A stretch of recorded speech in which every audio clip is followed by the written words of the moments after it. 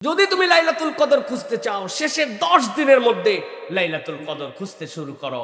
নবী করিম সাল্লাল্লাহু আলাইহি ওয়াসাল্লাম বলছেন, যদি না পারো, দুর্বল তুমি হয়ে যাও, ফালা ইয়াগলাবান্না আলা সাবইল বাওয়াকি, শেষ 7 দিন যেন বাদ দিস না, একবারে এটার মধ্যে। নবী করিম সাল্লাল্লাহু আলাইহি ওয়াসাল্লাম এরপরে বলেছেন যে যদি তাও না পারো, তাহলে বেজর রাত্রিগুলা অন্তত পক্ষে খোঁজার চেষ্টা করো। আল্লাহ নবী সাল্লাল্লাহু আলাইহি ওয়াসাল্লাম এই যে বিতিরের মধ্যে শেষের রাতগুলার মধ্যে খুঁজতে বলেছেন। আল্লাহ নবী সাল্লাল্লাহু আলাইহি ওয়াসাল্লাম শেষ 7 দিনের কথা বলেছেন, শেষ 10 দিনের কথা বলেছেন। আল্লাহ নবী বলেন, আমাকে জানায় দেওয়ার পরে আল্লাহ এটা আমার থেকে বিস্তৃত করায় দিয়েছেন, এটা আল্লাহ রাব্বুল আলামিন আমার থেকে হাইড করিয়েছেন। আল্লাহ রাব্বুল আলামিনের নবী এইভাবে জানালেন। আর আমাদের প্রতি ওহী হয়ে গেছে যে একমাত্র প্রত্যেক বছর 27 লাইলাতুল কদর আল্লাহ নবী সব করলেন, আর আমরা ওহী পাইলাম আলাদাভাবে যে 27 একমাত্র ফিক্স করে ফেললাম। এটা হইল কিছু প্রিয় ভাইয়েরা? হলো না তো। সেই রাতেরও আলাদা গুরুত্ব আছে, কিন্তু আল্লাহ নবী যেভাবে বলেছেন সেইভাবে তালাশ করা আমাদের জন্য দায়িত্ব। প্রিয় ভাইরা, বোকা লোক হলেও তো লাইলাতুল কদরের পিছে কিছু শ্রম দেওয়ার কথা। যদি একদম গাফেল বান্দা হয় তাও চিন্তা করবে যে অন্তত পক্ষে কিছু মানুষ আছে না, দেখবেন যে বিভিন্ন জায়গায় দোয়া খায়ের হয়, অনুষ্ঠান হয়, শেষে একটু খাবার দেয়, ও সারাদিন না থাকলেও খাবারের সময় হাজির হয়ে যায়। আছে না এরকম পার্টি? ও ভাই, আপনি যত খারাপ সেন্সে নেন না জানেন ওর পেট খাওয়া লাগবে, ওই জন্য ক্ষুধা আছে জন্য ওই সময় আসছে। এরকম কিছু চালাক বান্দাও তো থাকার কথা যে ভাই রমাদানেও প্রপারলি আমি করতে না পারলেও অন্তত পক্ষে শেষ 10 দিন, শেষ 7 দিন, অন্তত এর মধ্যে বেজর রাত, এইগুলোর মধ্যে আমার কিছু তালাশি দরকার, যাতে আল্লাহ রাব্বুল আমিন আমাদেরকে লাইলাতুল কদর নসিব করেন ইনশাআল্লাহ। আমি আপনাদের কাছে সংক্ষিপ্ত বরাবর বলি, আবারও আপনাদের কাছে মিশন লাইলাতুল কদর। আমাদের লাইলাতুল কদর যেন কোনোভাবে মিস না হয়। কমসে কম 5টা, আর আপনার পক্ষ থেকে বুদ্ধি খাটায় আপনি আরো 2-1টা বের করতে পারেন। এর 1 নম্বর কাজ হবে, প্রত্যেক দিন লাইলাতুল কদরের যখন রাত শুরু হবে মাগরিবের নামাজের পরের থেকে আমাদের টার্গেট থাকবে মিস যাবে না, যাবে না। প্রত্যেকটা দিন শেষ দশকের মধ্যে আমরা কিছু দান সাদাকা করব। মা বোনেরা যারা আছেন ওনারা কেমনে রাত্রেবেলা ফকির মিসকিন খুঁজে পাবেন, দান করবেন কেমনে? বাড়িতে আলাদা বক্স বানায় রাখবেন, আলাদা একটা পট বানায় রাখবেন, আলাদা একটা পদ্ধতিতে রাখবেন যে ওই রাত্রে অন্তত আমার পক্ষ থেকে কিছু দান করে রাখলাম, পরে দান করে দিব। কিন্তু আল্লাহ বলেছেন লাইলাতুল কদর এটা রাত, সুতরাং এই রাতের মধ্যে আমার সাদাকা যেন মিস না হয়। আমি যেন প্রত্যেক দিন আল্লাহর কাছে বলতে পারি, একবার যদি মিলে যায় কমসে কম 1000 মাস উপরে কত, 1 টাকার বদলে কমসে কম 1000-এর উপরে কত আল্লাহ কেবল জানেন। অতএব দান সাদাকা মিস করা যাবে না।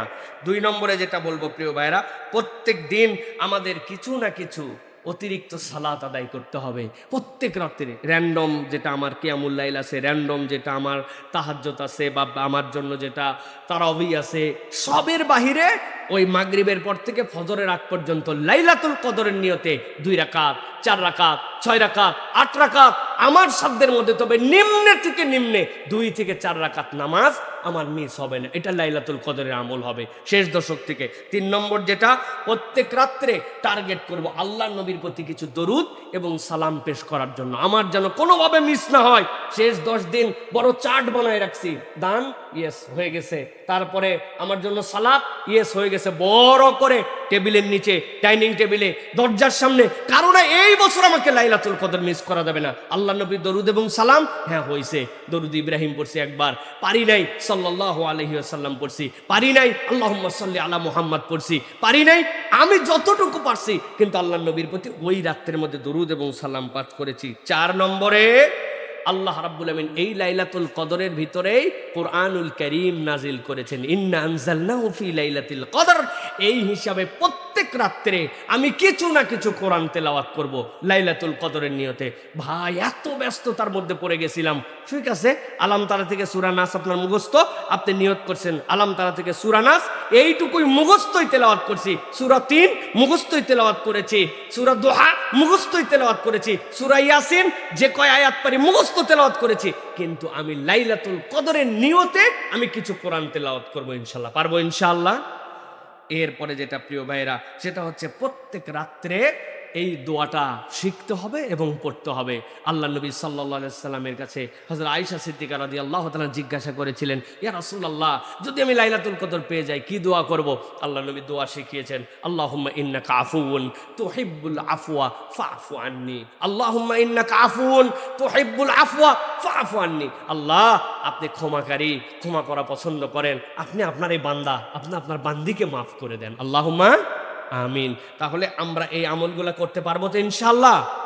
সাথে সাথে সব হুজুর বলে দিবে, হুজুর কন্ট্রাক্টর। আপনার নিজের প্ল্যান নাই, আপনার নিজের 2-3টা জিনিস ঢুকাতে হবে যে আমি সাথে এইটাও করব, আমি সাথে এই আমলটুকু করার জন্য চেষ্টা করব, যাতে করে আল্লাহ রাব্বুল আলামিন দেখে যে র্যান্ডম সকলে করতেছে, এই বান্দা আরো এত আগ্রহী যে সে এক্সট্রা কিছু একটা করতেছে। আপনি একটু বুদ্ধি খাটাইছেন, কিছু একটা করছেন আপনি, এটা তো আমার কোনো এক রাত্রে মানুষকে খাওয়াইছেন, কোনো একদিন সাহারি পাঠাই দিয়েছেন কারো কাছে, কোনো একদিন 3 জনের ঈদের কাপড়ের ব্যবস্থা করে দিয়েছেন, কেউ জানে না। মানে আপনার কি করলে আল্লাহ খুশি হবে এটা আপনি জানেন। আপনি কৌশল নিয়ে আল্লাহ রাব্বুল আলামিনের কাছে এইরকম করে আল্লাহর নিবেদন দিয়েছেন, এই বছর আমাদের যেন লাইলাতুল কদর মিস না হয়। প্রত্যেকে আমরা এই উদ্যোগ নেব ইনশাল্লাহ। পারবো ইনশাল্লাহ? পারবো ইনশাল্লাহ? আল্লাহ আমাদেরকে তৌফিক দান করেন। প্রিয় ভাইয়েরা, এরপরে যেটা আপনাদের কাছে বলতে চাই, রমাদানের অন্যতম শ্রেষ্ঠ একটি আমল, রমাদানের অন্যতম গুরুত্বপূর্ণ একটি ইবাদত, সেই ইবাদতের শেষ দশক আমাদের কাছে আসতেছে, সেটা হচ্ছে ইতিকাফ। ইতিকাফ আল্লাহ রাব্বুল আলামিনের কাছে অত্যন্ত মর্যাদাকর একটি মাধ্যম আল্লাহর নৈকট্য অর্জন করার জন্য। কোনো বান্দা যদি ইতিকাফ করে, সবার লাইলাতুল কদর মিস হতে পারে, মুতাকিফিনদের লাইলাতুল কদর মিস হওয়ার কোনো চান্স নাই। সুবহানাল্লাহ। আপনি মসজিদের মধ্যে ঢুকে গেছেন আর ইতিকাফ করতেছেন। আফসোস আর দুঃখ, বাংলাদেশে বহু মসজিদে ভাড়াটিয়া ইতিকাফকারী রাখা হয়, টাকা দিয়ে ইতিকাফকারী রাখে, লুঙ্গি দিবে, জামা দিবে, খাবার দিবে, এরকম করে ভাড়ায় নিয়ে আসে। ওই মানুষের ইতিকাফ দিয়ে কিভাবে আমাদের গুনাহ মার্জনা হবে আমরা এটা নিয়ত করতে পারি? কল্পনা করেন তো, আমি সালাত আদায় করতে পারতেছি না, একজনের বলছি যে তুই আমার হয়ে ভাড়ায় খাট, কাজ হবে তো না ভাই? হবে? তাহলে যে ইবাদত আল্লাহ রাব্বুল আলামিনের নবী কোনোদিন ছাড়লেন না, আর আমি এমন ইমানদার কোনোদিন করলাম না, কেমনে হয়? এই জন্য নিয়ত করে ফেলেন এবার, যে ওই যে বলেছি যে আপনি লাইলাতুল কদর খোঁজার নিয়তে আপনি নিয়ত করছেন যে 2টা বেজর রাত, 21-এর রাত আর 23-এর রাত, 25-এর রাত আর 27-এর রাত মসজিদে চলে যাব আমি 2 দিনে ইতিকাফ করি। এই জন্য আমি আমার ইয়াংদেরকে বলি, টেক এ ভ্যাকেশন ফর আল্লাহ। আল্লাহর কাছে কেউ যদি নিজের হৃদয়ে ইবাদত বন্দি করে তৃপ্তির ছবিটা নিজের জিহ্বাতে, চিনি খেলে যেরকম মিষ্টি লাগে, টক খেলে যেরকম আপনার টক লাগে, ঝাল খেলে যেরকম আপনার মুখ জ্বলে, আপনি যদি ইবাদতের স্বাদ বাস্তবিক পেতে চান, আমি আপনার কাছে চ্যালেঞ্জ দিলাম, আপনি 1 থেকে 3 দিনে ইতিকাফ করে দেখেন, আপনি বুঝবেন আপনার অন্তর কিরকম আনন্দ পাইছে। সুবহানাল্লাহ। এই জন্য 1 দিন 3 দিন শেষ দশক ইতিকাফ করার জন্য চেষ্টা করেন। নবী সাল্লাল্লাহু আলাইহি ওয়াসাল্লাম থেকে হাদিস আসছে, ইন্না নবী সাল্লাল্লাহু আলাইহি ওয়াসাল্লাম কানা ইয়াতাকিফুল আশরাল আওয়াখির মিন রমাদান হাত্তা তাওয়াফা। আমৃত্যু আল্লাহ নবী রমাদানের শেষ দশকে, আল্লাহ নবী পুরা মাসই ইতিকাফ থাকতেন, কিন্তু রমাদানের শেষ দশক কখনো মিস করেন নাই। নবী করিম সাল্লাল্লাহু আলাইহি ওয়াসাল্লাম বলছেন, মান মাশা ফি হাজাতি আখিহি কানা খায়রাল লাহু মিন ইতিকাফি 10 সিনিন। কেউ যদি তার ভাইয়ের প্রয়োজনে একটু হেঁটে যায়, তাহলে 10 বছর ইতিকাফ থাকলে যে সওয়াব হয়, আল্লাহ তার আমলনামায় এই সওয়াব দান করেন। ওয়ামান ইয়াতাকাফা ইয়াওমান ইবতিকা ওয়াজহিল্লাহ জাআলাল্লাহু বাইনাহু ওয়া বাইনান নার সালাসা ফানাদি কুল্লু খান্দাকিন আবাদু মিম্মা বাইনাল খাবিদাইন। আল্লাহ নবী সাল্লাল্লাহু আলাইহি ওয়াসাল্লাম বলছেন, কেউ যদি একদিন আল্লাহর জন্য ইতিকাফ করে, আল্লাহ তার আর জাহান্নামের মাঝে 3 খন্দক দূরত্ব ঘটায় দেন। প্রত্যেকটা খন্দক দিগন্ত পর্যন্ত, ওই আসমান আর জমিনের যে ডিস্টেন্স, এটা কেউ জানে না, এরকম দূরত্ব আল্লাহ ঘটায় দেন। সুতরাং ইতিকাফ অত্যন্ত গুরুত্বপূর্ণ। আল্লাহর জন্য 1 দিন দিবেন, কারা কারা রাজি আছেন? আল্লাহর জন্য 1 দিন হলে ইতিকাফ করবে ইনশাআল্লাহ। বাচ্চা কাচ্চা নিয়ে চলে আসবো, পারবেন ইনশাআল্লাহ? আল্লাহর জন্য 1 দিন, 3 দিন, 10 দিন। ওরে ভাই, ব্যস্ততা, এই সকল ব্যস্ততার আলাপ করেন না। আল্লাহ নবী সাল্লাল্লাহু আলাইহি ওয়াসাল্লামের থেকে ব্যস্ত মানুষ আসমানের নিচে জমিনের উপরে কেউ ছিলেন না। ছিলেন? কি এর ব্যস্ততা আমি দেখাই, কি এর গার্মেন্টস, কি এর ব্যবসা, কি এর কি? আল্লাহ নবী একাধারে রাষ্ট্রনায়ক, পয়গম্বর, খাতামুল আম্বিয়া, সাইয়্যিদুল মুরসালিন, ইমামুল মসজিদ, তারপরে হচ্ছে আল্লাহ নবী সাল্লাল্লাহু আলাইহি ওয়াসাল্লাম সেনাবাহিনীর কমান্ডার, নানা স্বামী, আল্লাহ রাসূল সাল্লাল্লাহু আলাইহি ওয়াসাল্লামের থেকে সমাজ সংস্কারক, তার থেকে বড় দায়িত্বশীল মানুষ আসমানের নিচে জমিনের উপর আল্লাহ সৃষ্টি করেন না, আপনি খুঁজবেন কোত্থেকে? সেই মানুষ এতেকাব রাখতে পারে। আর আমি গার্মেন্টস ওয়ালা, আমি খতিব সাহেব, আমি ইমাম সাহেব, আমি চাকরিজীবী ক্ষুদ্র ব্যবসায়ী, আমি এতেকাব জীবনেও থাকলাম না। হইল নাকি কিছু প্রিয় ভাইরা? এবার নিয়ত করেন ইনশাআল্লাহ, আল্লাহ রাব্বুল আলামিন যেন আমাদেরকে তৌফিক দান করেন। প্রিয় ভাইরা, আজকে শেষ যে বিষয় বলবো, আমাদের এই রমাদান অনেকগুলো বিষয় আমাদের হৃদয়ে দেয়। এর মধ্যে একটা হচ্ছে বদর। এই বদরের বিজয়, ইসলামের বিজয় কিন্তু এই রমাদান থেকে আল্লাহ রাব্বুল আলামিন রমাদান মাসে দান করেছিলেন। আল্লাহ কোরআনুল কারীমের মধ্যে বলেছেন, ওয়ালাকাদ নাসারাকুমুল্লাহ বিবাদরিন ওয়া আনতুম আযিল্লাহ ফাত্তাকুল্লাহা লাআল্লাকুম তাশকুরুন। আল্লাহ বলছেন, তোমরা যখন বিপর্যয়ের মধ্যে ছিলে, আল্লাহ রাব্বুল আলামিন কিন্তু এই বদরে তোমাদেরকে সহযোগিতা দিয়েছিলেন। আল্লাহকে ভয় করো, আল্লাহর প্রতি কৃতজ্ঞ হও। মাত্র ৩১৩ জন লোক, ৩১৩ জনে মাত্র ২টা উট, এই ৩১৩ জন সকলে পদব্রাজ করে সেখানে গিয়েছিলেন। পানির কষ্ট সেখানে ছিল, মুনাফিকির কষ্ট সেখানে ছিল। আল্লাহ রাব্বুল আলামিন এই মানুষগুলাকে এই বদরের মধ্যে রমাদানে কিন্তু বিজয় দান করেছিলেন। সুতরাং এই বিজয়, ইসলামের যে সৌন্দর্য, এই অর্জনটুকু বান্দা যখন নিজেকে স্যাক্রিফাইস করে, আল্লাহ রাব্বুল আলামিন তখন তাকে এই নিয়ামতটা দান করেন। সুতরাং বদর আমাদেরকে শেখায় মাথা নত করা নয়, পিছুটান নয়, শক্তি আল্লাহর পক্ষ থেকে আসে। আল্লাহর জন্য নিবেদিত হলে ওই বান্দার হৃদয়কে আল্লাহ রাব্বুল আলামিন ঐশ্বর্য দিয়ে ভরায় দেন। সুবহানাল্লাহ। ফেমি ওতাদোলা, নাইজেরিয়ার বিখ্যাত ধনী, তার হিস্ট্রি আপনি সার্চ করে দেখবেন, শুধু ফেমি ওতাদোলা লিখলেই আপনি পেয়ে যাবেন। উনি বলছেন, আমার যখন অনেক টাকা পয়সা হলো, হৃদয়ে তো শান্তি পাই না, কি করব? প্রথমে বুদ্ধি করলেন যে যত সম্পদ কিনা যায় সব কিনতে হবে।